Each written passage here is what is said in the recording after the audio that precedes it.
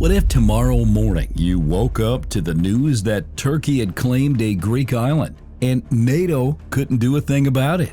No peace talks, no international intervention, just a new map redrawn overnight. If you think that sounds impossible, remember that's exactly what happened in Ukraine. Russia annexed Crimea in 2014, then seized more territory in 2022. Borders in Europe changed by force, and the world's response was too slow to stop it. And here's the dangerous part. Others are watching. Because if Russia can rewrite a border and get away with it, why can't Turkey apply the same logic to the Aegean? This is where the blue homeland doctrine comes in. Ankar's official vision to expand its maritime claims over 462,000 square kilometers, covering waters around Castellarizo, Crete, Rhodes, and even Cyprus. It's not just a theory. It's on military maps. It's in naval training manuals. It's declared openly by Turkish leaders. And Turkey has already shown it's ready to challenge NATO from within. When Finland and Sweden rushed to join the alliance after Russia's invasion, Turkey blocked them, demanding weapons deals, political concessions, and the extradition of individuals it labeled as terrorists. It wasn't about protecting NATO, it was about using NATO for leverage. If the Ukraine war has proven one thing, it's this. In today's world, law matters less than the will and the power to act. In this video, we're going to uncover how the war in Ukraine is reshaping the rules of global power and why the Aegean Sea could be the next flashpoint. We'll break down NATO's internal fractures, Turkey's double game with Russia, the fight over energy dominance, and what could happen if the international order collapses. Because this isn't just about Ukraine, and it's not just about Greece. It's about whether borders anywhere are still protected by law or only by force.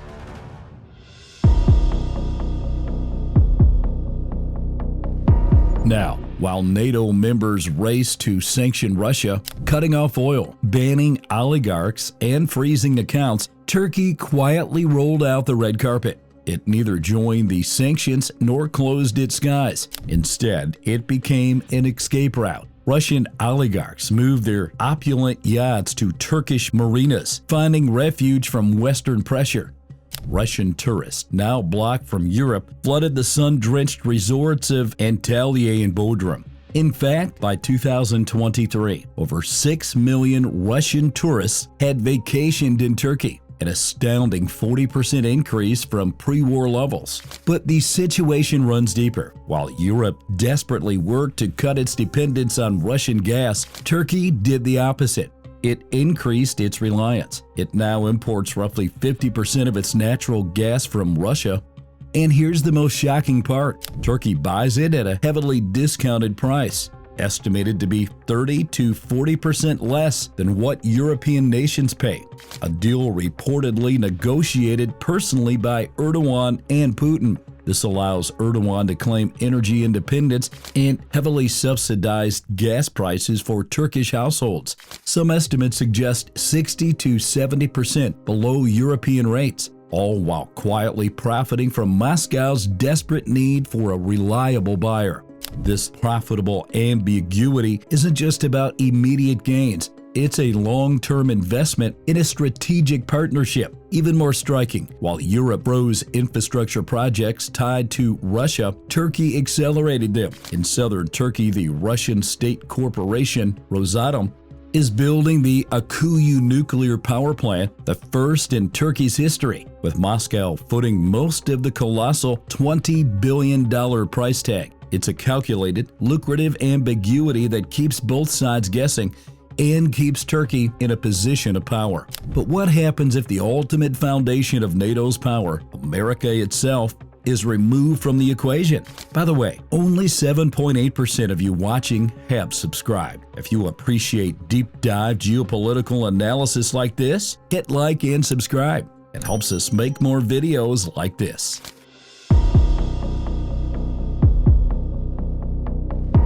So what if the delicate balance of power in NATO was shattered not by war, but by a shift in democracy? Now, we've heard President Donald Trump on the world stage suggesting a terrifying scenario. If countries don't pay up, maybe we won't defend them. He's made it clear that if NATO members don't increase their defense spending, the U.S. could very well go our own way. This is a specter of American withdrawal that leaves a massive, dangerous vacuum.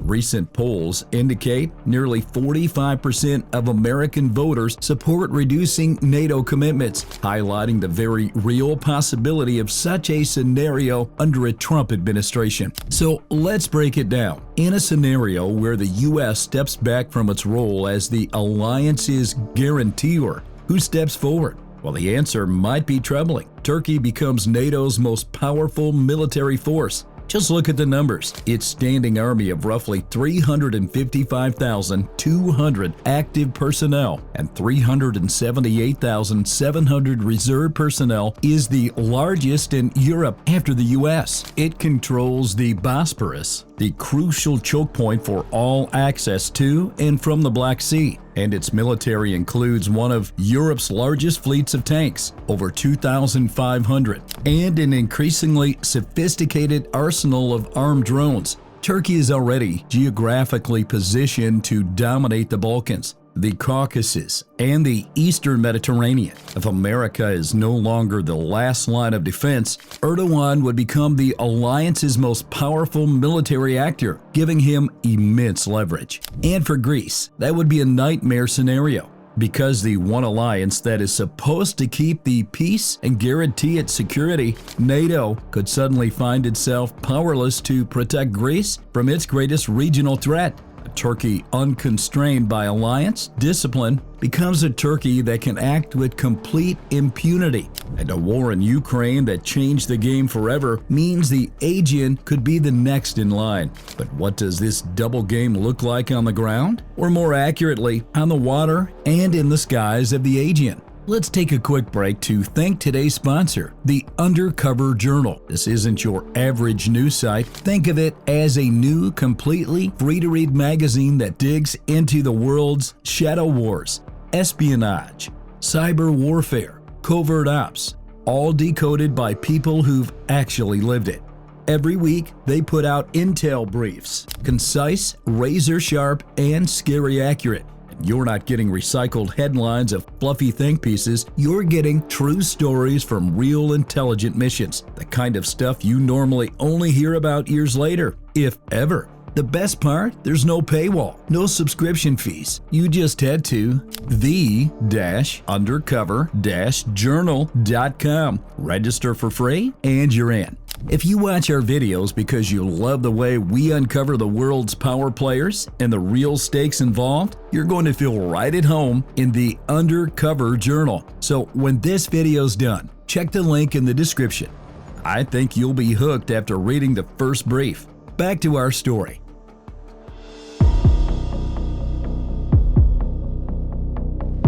At first glance, it looks like Greece and Turkey are locked in an old-school arms race of jets, frigates, and submarines. But the real battleground is far more dangerous. This is a new kind of Cold War, fought with pipelines, power, and unmanned warfare. Turkey has developed a formidable asymmetric advantage. Its armed drones, like the Bayraktar TB2 and the Aegean, have proven their effectiveness in conflicts across the globe, from Ukraine to Libya. They have become an export champion for Turkey and a key component of its military strategy. Meanwhile, Greece's Air Force, while modernizing with jets like the Rafale, has a smaller fleet of around 188 fighters compared to Turkey's 266 combat aircraft. Its reliance on manned aircraft puts it at a serious disadvantage against Turkey's burgeoning drone capacity. That's not all. The war in Ukraine transformed energy politics into a geopolitical weapon. while Europe slashed its reliance on Russian gas from 45% in 2021 to around 15% in 2023, Turkey did the exact opposite. Its trade with Russia surged by an estimated 93% between 2022 and 2023. This created a new kind of energy front line right in the Aegean. On one side, you have the East Med pipeline project, backed by Greece, Cyprus, Israel, and the U.S., which aims to deliver Eastern Mediterranean gas to Europe and completely bypass Russia. On the other side, you have the operational Turk Stream pipeline from Russia, which is already delivering 46 million cubic meters per day into Turkey and Europe. Control over energy pipelines like Turk Stream or East Med doesn't just mean profit, it means strategic dominance over European politics. And here's where Turkey's double game gets even more complex. Beyond direct imports, Turkey has become a hub for re-exporting Russian oil to Europe, a kind of refining loophole. In early 2024, more than 80% of its imported Russian oil products were re-exported to European ports. In some cases, as much as 3 million barrels of Russian fuels passed through terminals like Dortmund and were rerouted to ports in Greece and elsewhere in the EU, potentially circumventing sanctions. This is an implicit theory of victory. By keeping relations with both Russia and NATO simmering, Turkey refines a strategy of profitable ambiguity. It holds an energy level in one hand and advanced drones in the other, and NATO's inability to discipline this behavior only emboldens the approach. But what happens when the very rules that are supposed to prevent conflict are themselves weaponized?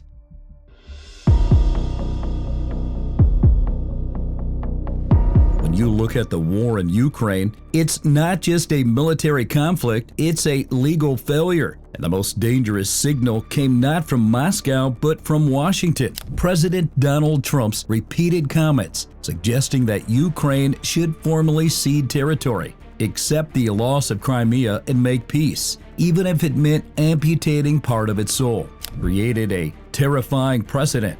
Ukraine already lost those lands, he said. Better to stop the war than fight for lost ground.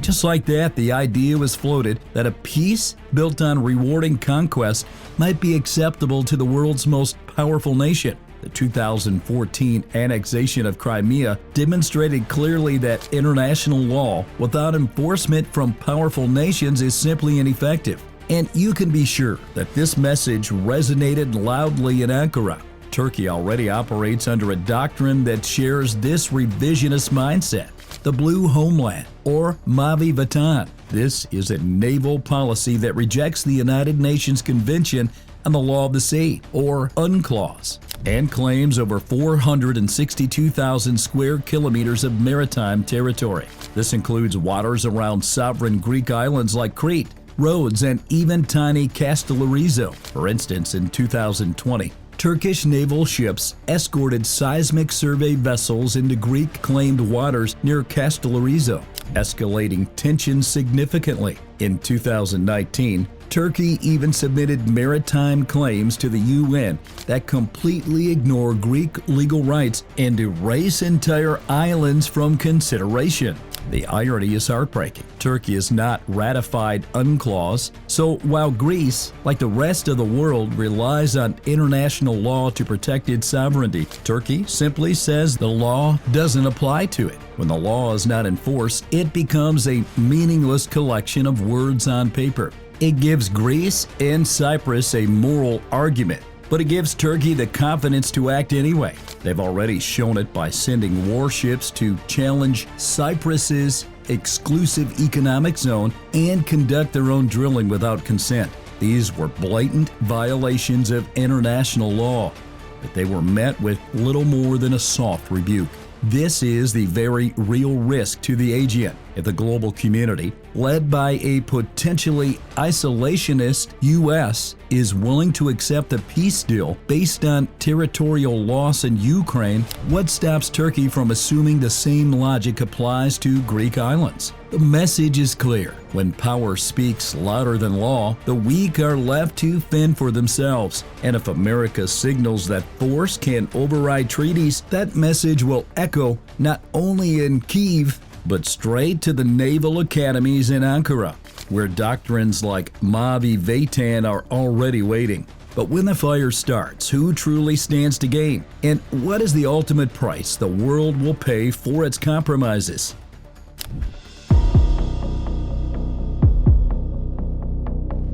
A real battle in the Aegean could begin with a drone misfiring, or a pilot accidentally locking radar. A warning shot is fired near Castellarizo. Suddenly, the whole region is lit up. A war in the Aegean could displace millions, trigger a massive refugee crisis into Europe, and disrupt critical global trade routes, affecting economies worldwide. And a fire in the Aegean could not stay there.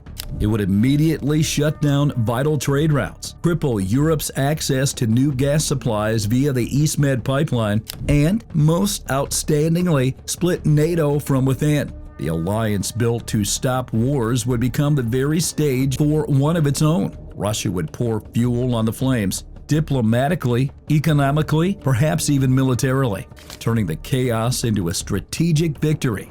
Vladimir Putin doesn't need to conquer new cities to win. He just needs the West to abandon its principles. You see, the war in Ukraine has shown us that when international law is not enforced, it becomes optional. When the world no longer believes in the rules it wrote, the strong are rewarded for taking what they want, and others will follow their example. The real victory for Putin isn't territorial. It's the collapse of the idea that law matters more than force. When Ukraine is told to give up its territory, when Greece is left to face Turkey alone, when Cyprus is asked to live with division because a solution is too complicated, that's when Russia truly wins. That's when authoritarianism becomes a model and international law fades away. Now is the time for decisive diplomatic action, because when diplomacy fails, it is ordinary people who pay the price. To protect the Aegean, the world must first defend the idea that international law truly matters. Because if that idea dies in Ukraine, then the map won't just change, it will burn. So given the precedent set in Ukraine and the tensions we've explored, do you believe a conflict in the Aegean is an inevitable outcome, or can diplomacy still prevail? Drop your thoughts in the comments, and if you found this video insightful, we think you'll really enjoy the ones appearing on your screen right now. Special thanks to the Undercover Journal for making this analysis possible. If you're serious about understanding the real forces shaping the world, be sure to check them out using the link in the description below.